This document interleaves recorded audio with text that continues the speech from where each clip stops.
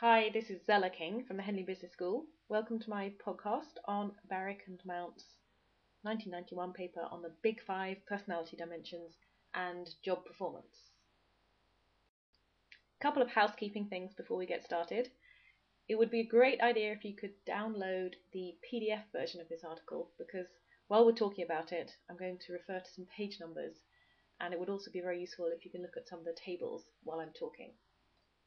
I've chosen this paper for two reasons. One is because it will help you decide what characteristics you might want to look for if you were to recruit a salesperson, and that will be in turn useful for the GCS case. The other reason I've chosen it is because it helps me to describe the importance of looking for evidence in making management and HR decisions, not just making your decisions on the basis of hunch or intuition. So let me give you an example of what I mean. Let's imagine that you have a theory or a personal hunch that having a loud voice is really important if you're going to be a good salesperson. Now, if you adopted that theory in your selection process, then you would only look for people who had loud voices. In doing that, you might actually miss out on recruiting some people who could be really good salespeople, but didn't happen to have a loud voice. Equally, by focusing very much on the loud voice, you might miss some other characteristics which could also be really important for good performance in sales, and you might make some bad decisions by recruiting loud voice people who actually turned out to be not very good salespeople.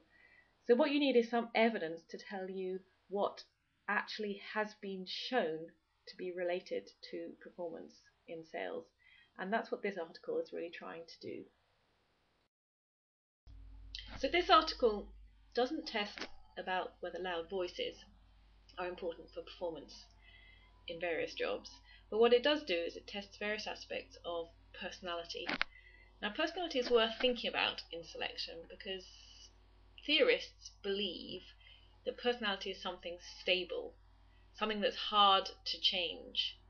And that means that when you're in the process of choosing whether to bring someone into your organization, you have to understand their personality before they come, because you may not have that much opportunity to change it. It is perhaps possible to change personality, but in general it's best to assume that it's a stable thing.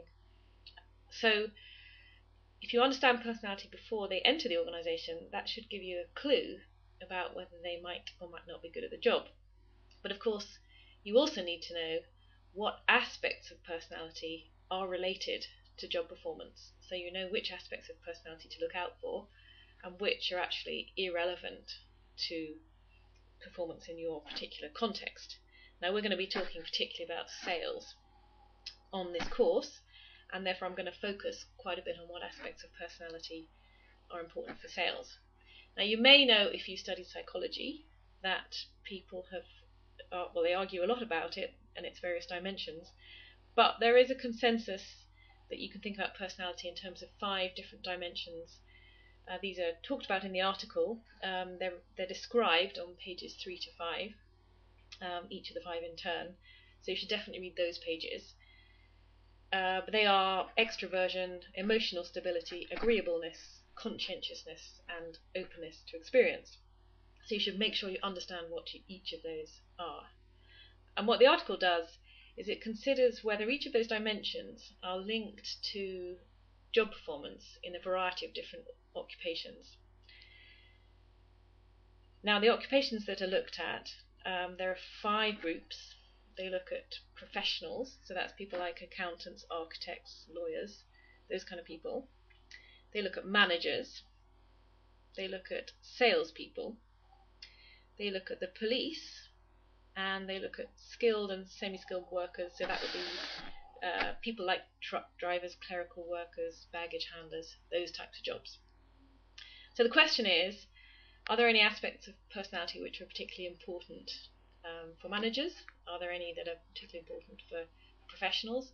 And when I say particularly important, I mean, are there aspects of personality that will make people better at their jobs?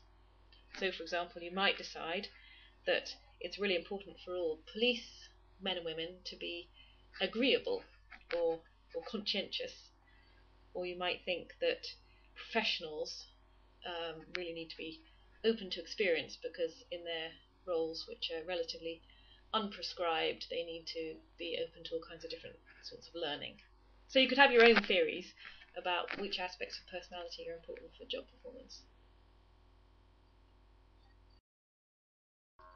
However, as I said at the beginning, your own theories may not actually be that valid, and what this article is trying to do is provide evidence to show which aspects of personality are related to performance. And they look at 3 different types of performance. They look at job performance itself, so that's the ratings given to people by their managers and their productivity. So productivity might be something like how many customers they serve in an hour, or how many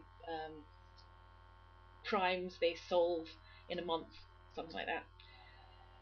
Training performance looks at how quickly people get through training, or how well people take to training. And then they also look at what they call personnel data as a measure of performance. So they look at people's salary levels, or how quickly they change status, or how long they've been in the organisation. So those 3 things, job performance, training performance, and personnel data, are all things that are looked at in order to decide whether someone is good at their job or not. Now, I've been slightly misleading there, because what I've implied is that these authors actually did a piece of research on all these 5 occupations, but this was actually desk research, so they didn't go out and do any fieldwork at all. What they did was something called a meta-analysis, and that's basically a huge literature review where they go through all sorts of other studies that other people have done and come up with some kind of overall synthesis of the findings. So they apply some statistical rules to the statistics that other people have reported and come up with an overall picture of the relationship between personality and job performance.